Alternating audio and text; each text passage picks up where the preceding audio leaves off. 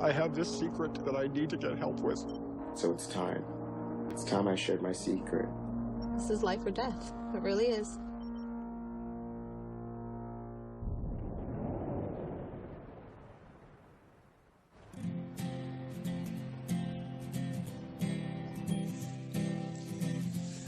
I'm Katie. I'm 28 years old. I live in Santa Monica, California. This is Wiley in my lap. You're on camera, buddy. Good boy. I love California. And I found Wiley on the streets of Los Angeles, running through traffic. Who can resist that little face? So I absolutely kept him.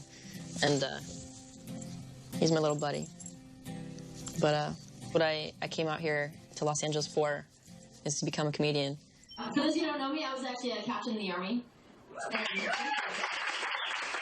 I was actually a chemical, biological, radiological, and nuclear warfare officer. What? Yeah, so I'm sure you can guess my major in college. Theater.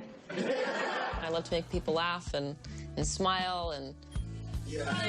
My comedian friends, we just laugh all the time together and we swap funny stories. I think everybody has this conception of every comedian is always jolly and have a great life. What people don't realize is that a lot of us are struggling with things, and, you know, that's our outlet. All right, that's my time, ladies and gentlemen. Thank you, and have a good night. I've been keeping a secret. And, my secret is I have PTSD.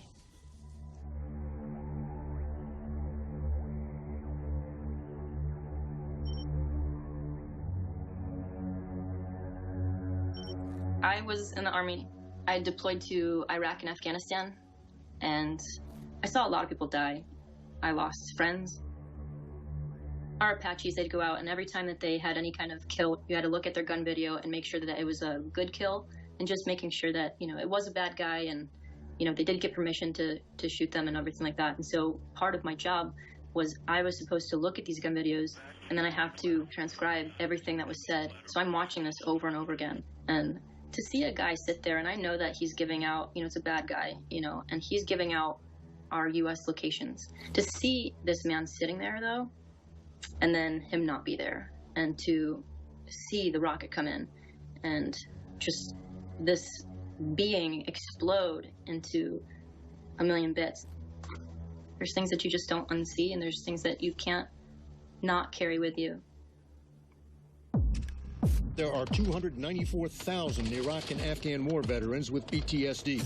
Flashbacks, nightmares, anxiety, irritability, difficulty adjusting to home. I would sleep with a knife in my hand and my weapon on my chest, and any noise that would happen, I would jump up. I started having dreams about what I saw and the fear, and it does come back as if to haunt you.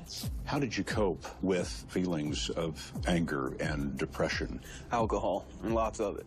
Because we cannot see these injuries affecting the brain, they don't receive the same level of focus and attention. Paul and I will tell you, we both served in Iraq. This is the signature injury. There's 22 veterans that commit suicide every day.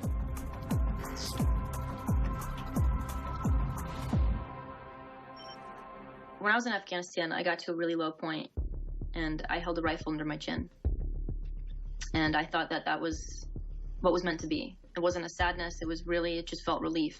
And luckily I had a friend to intervene, and I never want to get to that rock bottom again. I got out of the Army in 2012, and I still see that guy exploding into a million bits. I can't not see it. And those are the things that haunt me every day. It affects everything about my life. You know, I was fired from jobs because of it. I mean, I feel depressed sometimes, anxiety. I want to be able to find my normal again, but I don't know how to get out of it.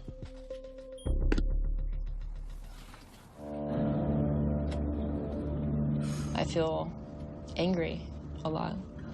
Go, come on, go! Fuck!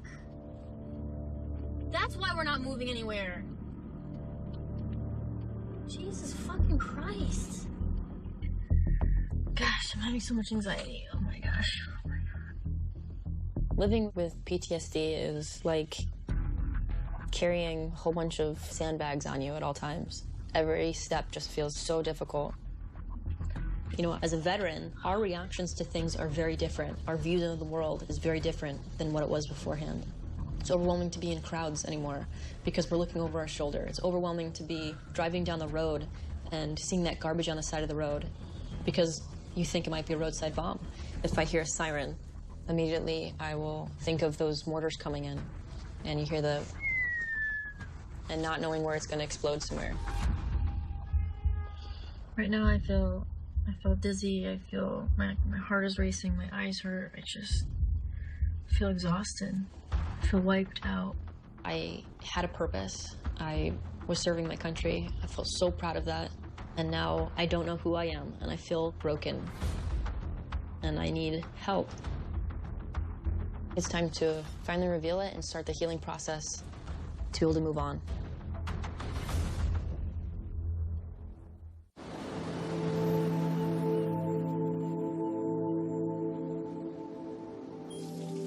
This is one of those days where I just don't want to get out of bed too much. I am trying to get help. I am seeing a counselor and a therapist and a psychiatrist at the VA.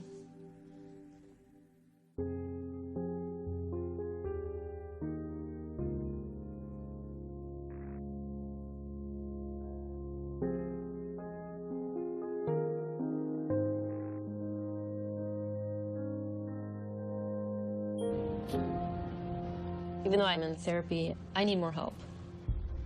And I want to reveal that I have PTSD now because I had a lot of things come up that I realized were buried under the surface about 6 months ago.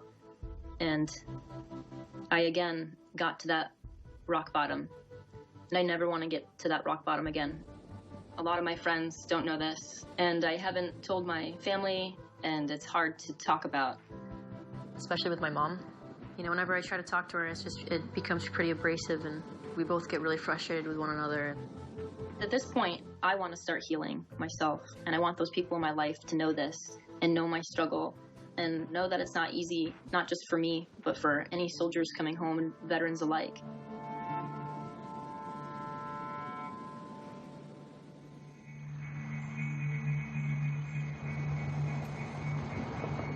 So I'm on my way to meet some of my comedian friends. I'm gonna tell them what's going on with me. You know, with PTSD and everything, instead of being so heavy in my life, I would love to, you know, as I move forward, be able to laugh more about, you know, a lot of these things and make jokes about it. And, you know, laughter is healing. And so I look forward to talking to them. And there's Brian. Yeah. Brian was also in the military. He's a really good friend of mine, and he's one of the few people who know about my PTSD. He's gonna help me record some of this stuff. So who's coming? My friend Leah and Brianna. Hey! Oh, nice to see you. Nice to see you. Oh, and you brought your puppy. Good to see you. Thank you for coming, guys. Okay, so the reason why, you know, I brought you guys here, I asked you guys here, is because I have a secret, and, you know, you guys are in my comedian world. You know, I figured, you know, this would be amazing to be able to talk to you guys. But basically, my secret is that I have PTSD. I'm sorry to hear that. Thanks. I'm probably going to be emotional, which is going to suck. We may get emotional too. I already started tearing up. Okay, so, I mean, what you guys usually see me is that I'm smiling and I'm laughing all the time and absolutely in a great mood and all this kind of stuff. When, you know, I could have been having an anxiety attack in my car just, you know, 10 minutes prior. You know, I went to Iraq and Afghanistan. I mean, it affects my everyday life, and it's affecting my relationships with other people. And we have a really great way, typically, of turning really hard stuff into laughter and making it light and stuff. And I want to be able to do that. It's therapy, you know? It is. Therapy. It is. It's what has helped me survive, definitely, through life. Just make light of it and find the irony in it and find the funny, and you survive. As I'm moving forward on this journey, I would love to be able to do that and have that support system. I feel honored that you're bringing us into your inner circle. Yeah, really. And if there's anything like that you need, just let us know. And like you just need to hang out with people. Please, just let us know. I think you're so strong, and just in general, everything you've been through, and you're still here. You know, like I think it's great that you're doing this. And I mean, thank you for sharing that with us. Like, I want to give you a hug right now. Like, I just. I feel relief. I feel better talking to them. And I want to be upfront and honest with people, but this isn't a quick fix at all. This is going to take time. It's going to take a lot of time. But at least I've started it, finally. I know I can do way more, and I think there's other means and other organizations out there that can help me make that next step to feel better and get better and live with this and cope and feel okay with myself again and who I am.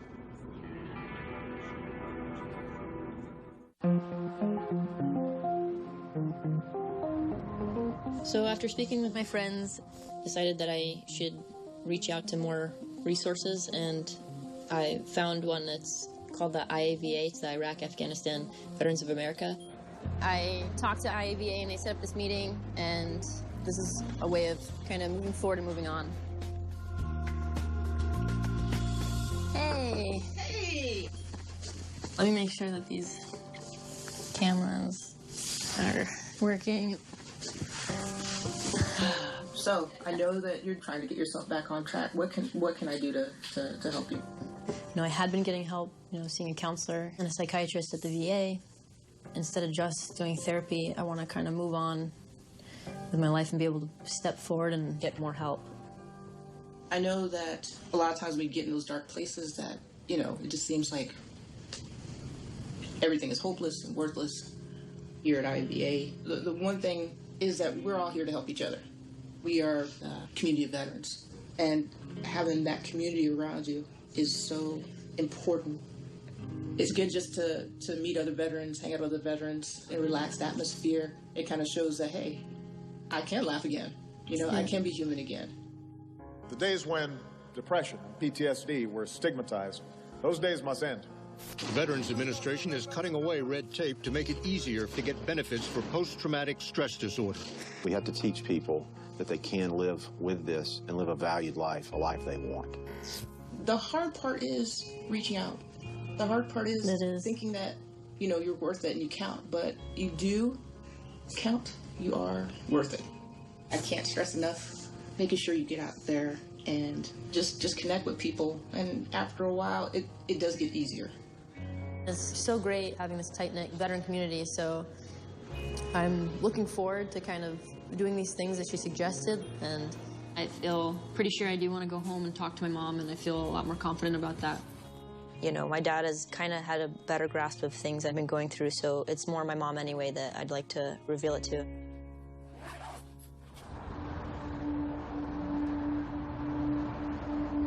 I think seeing her face-to-face in New York is the only way to do it. It's going to be super hard. Although she knows that I have some issues, she doesn't know definitely the extent. My older brother, Steve, is in the Army as well, and he's deployed right now, but we just don't talk about it at all. I used to be really close with my mom, but since coming back from Afghanistan, our relationship has been strained.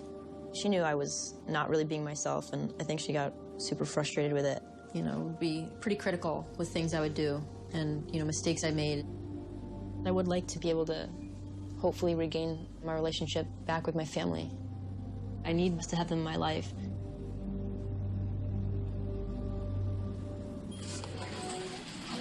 I arrived in Syracuse, New York, after a very long couple of flights.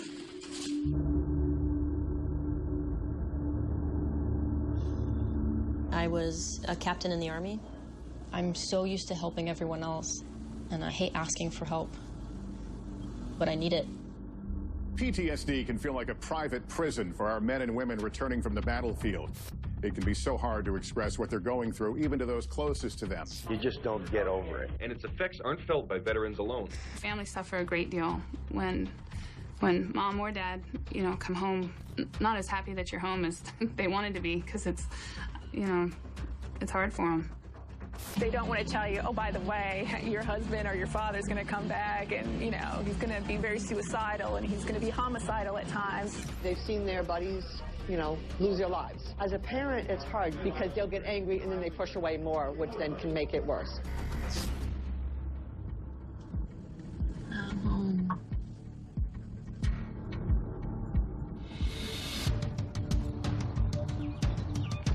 Oh, boy.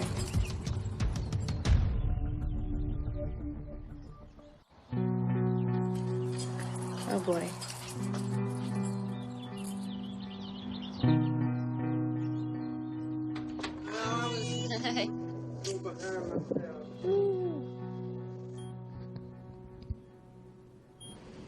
So, Katie, why the cameras? Why the documentary? So, I wanted to reveal a secret, especially to you, because I feel like it's been a huge strain in our relationship. And my secret is that I have PTSD. And so that's affected my relationships and affected certain behavior of mine. I mean, not being able to get out of bed for days or weeks at a time, and having people worry about you and pounding on the door trying to find where you are, and you're annoyed with any questions we had, you know, we didn't understand, couldn't understand. That was really hard. You know, I know it's hard and it's heavy to hear and all this stuff, and I wanted to protect you guys. But there are things, Mom, that you guys don't understand what I saw over there. Mom, I watched a guy blow up. Did you know that? I mean, that's what I see every day. I see it every day, Mom.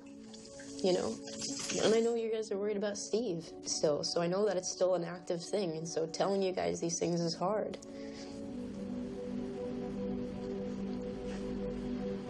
I can understand that.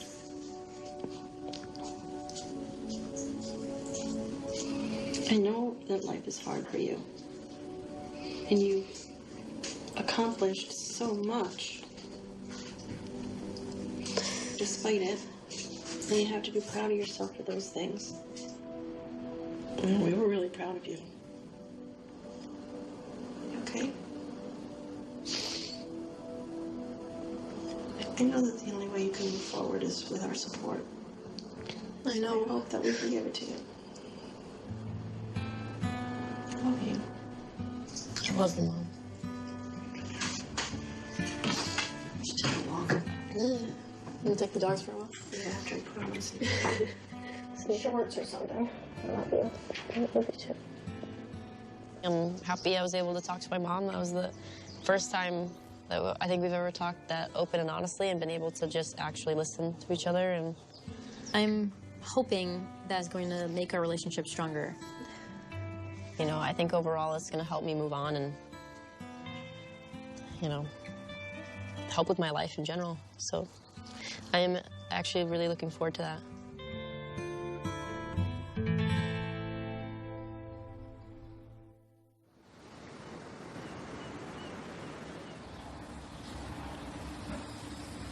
All right, so it is 4:36 right now, and I have less than 3 hours to my show, and so I have a certain routine, and this is one of them. You're gonna totally make fun of me on this, but I listen to music, and I dance around with it.